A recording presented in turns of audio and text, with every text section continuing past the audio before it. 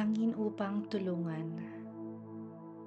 O Yahweh Panginoon, bakit ako nilayuan?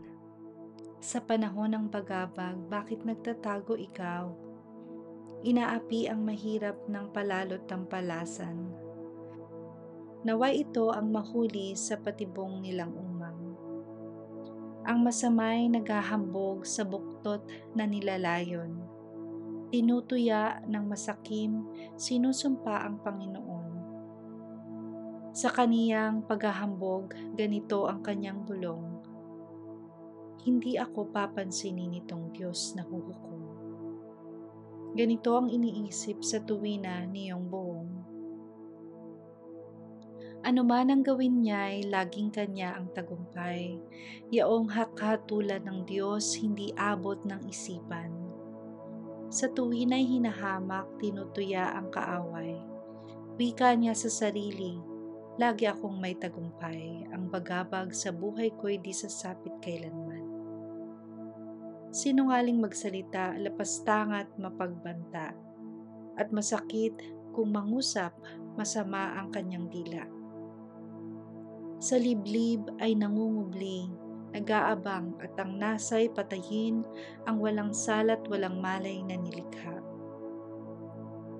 Leon man din ang kawangis, lagi siyang nagmamanman, yaong kanyang lalapain, matyagang hinihintay. Hinihintay na mahulog sa patibong niyang umang. At kung ito'y mahuli na, papalayaong itatanan. Hinahamak, dinudurog, itong taong kulang palad. At lubusang inaapi ng malupit at malakas. Ang sabi ng taong bubong, sa parusa ako'y ligtas, natutulog yaong Diyos, hindi ako mamamalas. O Yahweh, lumapit ka, iligtas mo ako ngayon.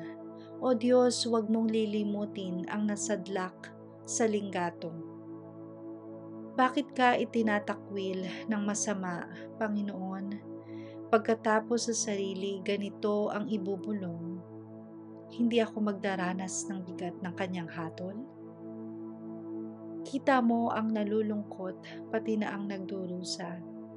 Ikaw ay laging nakahanda sa pagtulong sa kanila. Ang wala nang maasahan ay sa iyo nagpupunta, pagkat di ka nagkakait ng tulong mo sa kanila. Yaong mga masasama ay alisan mo ng lakas. Sa kanilang kasamaan, parusahan silang lahat. Lubusin mo ang parusa, pahirapan mo ng ganap. Paghahari nitong Diyos ay lubos at walang maliw. Ang hentil ay mapaparam, mawawala sa lupain. Diringgin mo, O Yahweh, ang dalangin niyong hamak. Patatatagin mo ang loob nitong mga kulang palad. Diringgin mo yaong api at ulilang lumuluha. Papanigan sa paghatol yaong mga taong aba. Iyan, O Diyos, ang gawin mo, upang itong masasama ay wala nang maidulot na pangamba at dalita.